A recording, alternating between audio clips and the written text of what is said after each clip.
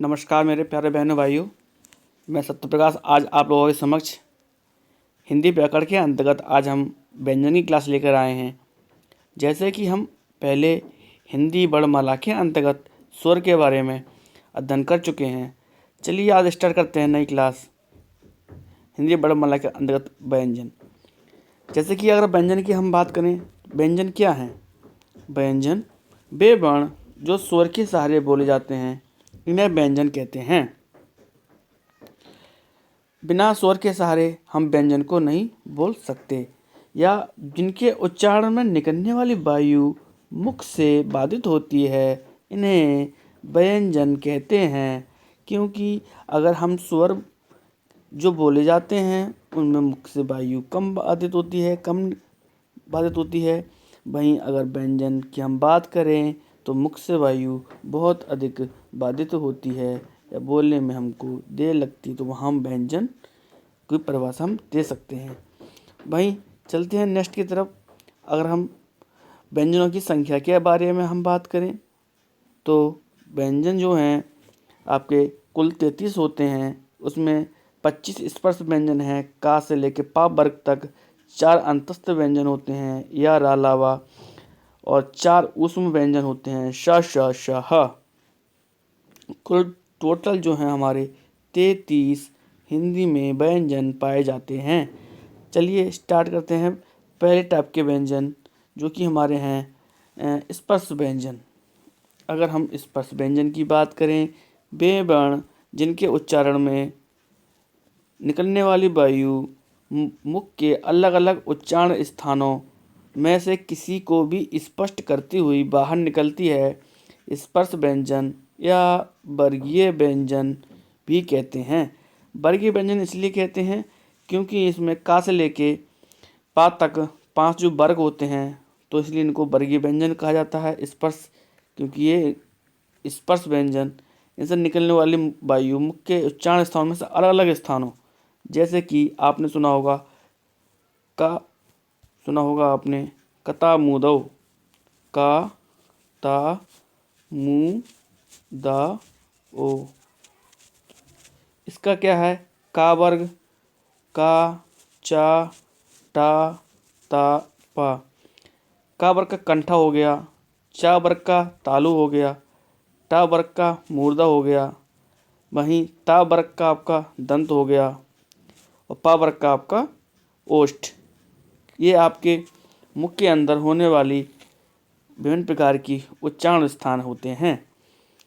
चलिए आगे हम बात करते हैं इसके बारे में। जैसे कि आपने ये हमारे 5 वर्ग होते हैं। अगर हम 5 वर्गों की बात करें, का वर्ग, चा वर्ग, टा वर्ग, ता वर्ग, पा वर्ग। का वर्ग के अंतर्गत का खा गा घा अणा, चा वर्ग के अंतर्गत चा छा जा झावा, टा वर्ग के अंतर्गत टा ठा डा ढा अणा, ता वर्ग के अंतर्गत ता था दा धाना, पा वर्ग के अंतर्गत पा फा बा भा मा। ये हमारे 5 हमारे स्पर्श व्यंजन होते हैं। इनको याद करने का सबसे तरीका है, अगर का चा टा ता पा कचट तप, अगर आप इसको एक साथ में याद करते हैं तो आपको वर्ग बहुत ही आसानी से आपको याद हो जाते हैं। का वर्ग आपको, जैसे कि मैं आपको ऑलरेडी बता चुका हूँ कि किस किस उच्चारण स्थान का होता है। का वर्ग का कहाँ से होता है? का वर्ग का कंठा, चा वर्ग का कता मुदौ, तालु, का ता मु दा ओ। इससे याद रखिए, भूलेंगे ही नहीं। कता मुदौ, कंठा तालु, टा वर्ग का मूर्धा, ता वर्ग का दंता, पा वर्ग का ओष्ठ। वहीं अगर हम इसके अंतर्गत हम बात करें, ये जो लास्ट जो वर्ड है हमारे, ये यमंगणम या अंगा अणा नामा, ये हमारे नासिका वर्ड होते हैं। नासिका, इनको हम नासिका वर्ड स्पर्श व्यंजन कहते हैं। मैं समझता हूँ आपको स्पर्श व्यंजन अच्छे से समझ में आ गया होगा। चलते हैं नेक्स्ट की तरफ। नेक्स्ट हमारा है अंतस्थ व्यंजन। अंतस्थ व्यंजन की अगर हम बात करें तो ये हमारे 4 होते हैं, या वा रा ला। इनको अर्ध स्वर भी कहते हैं।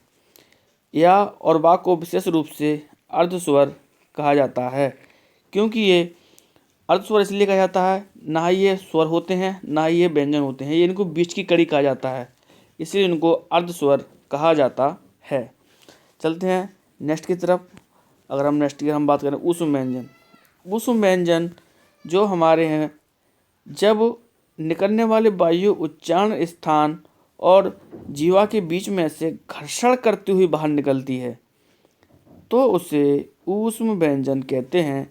जैसे आप खुद बोलिए, आपको खुद आभास होगा, एक बार अपने मुंह से बोलिए श, तो आपके जो वायु है उच्चारण स्थान के जैसे जीवा के बीच से घर्षण करती हुई बाहर निकल रही है। श, श, ह, इसीलिए उनको ऊष्म व्यंजन कहते हैं। चलते हैं नेक्स्ट की तरफ। अब हम बात करें ऊष्म व्यंजन। ऊष्म व्यंजन उसको संघर्षी व्यंजन भी कहा जाता है। क्योंकि संघर्षी व्यंजन इसलिए कहता है क्योंकि जब आप बोलते हैं तो उनको बोलने में संघर्ष करना पड़ता है, संघर्ष करना पड़ता है।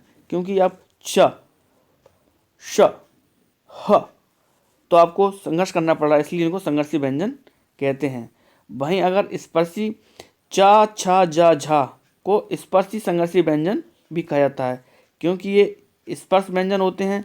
वहीं आप देखते हैं इनको बोलने में भी चा, छा, जा, झा को हमको संघर्ष करना पड़ता है, इसलिए इनको संघर्ष स्पर्शी संघर्ष व्यंजन भी कहते हैं।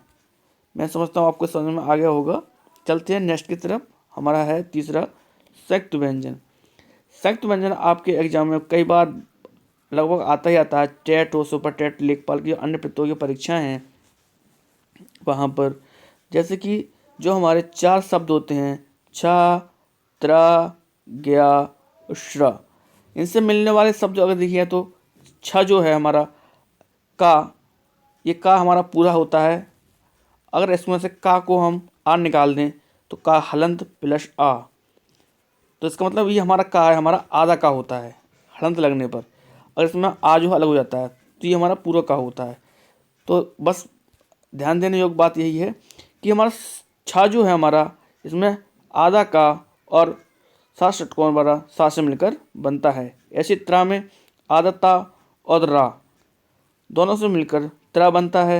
ज्ञा जिसमें हमारा आधा जा और वहाँ से मिलकर हमारा ज्ञा बनता है।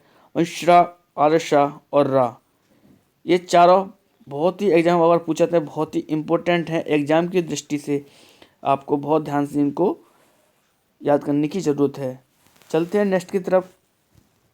उच्छिप या उच्छिप्त व्यंजन। इसके अंतर्गत जिन वर्णों के उच्चारण में जीवा झटके से ऊपर की ओर उठती है, जीवा झटके ऊपर की ओर उठती है, उन्हें उच्छिप व्यंजन कहते हैं। इसे द्विगुण व्यंजन भी कहते हैं।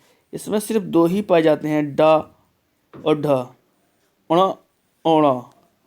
जैसे कि अब आपने देखा होगा इसके अंतर्गत इनका प्रयोग शब्द के मध्य में या अंत में होता है, जैसे सड़क और मेढक। अड़ा आप उसको डा से बनता है अड़ा। वहीं ऐसे ढा, ढा से बनता है अण।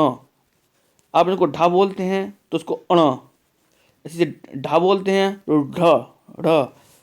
इनको हमेशा आप शब्द के मध्य में या अंत में इनको प्रयोग करते हैं। जैसे सड़क, अगर हम पर्टिकुलर एक शब्द की हम बात करें यहाँ पर सड़क, तो सड़क हमारा अड़ा बीच में आया है, मेढक मेढ़ा बीच में आया है।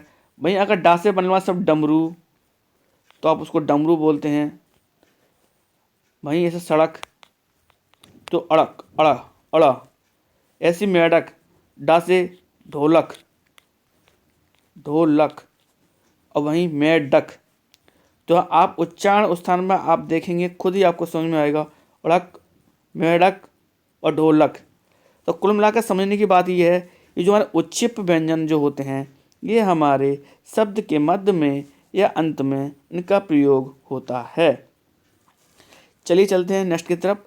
अगर हम हिंदी में कुल वर्णों की बात करें तो हिंदी में हमारे स्वर, जैसे कि अभी हम लोग डिस्कस कर चुके हैं ऑलरेडी, पीछे 11 होते हैं।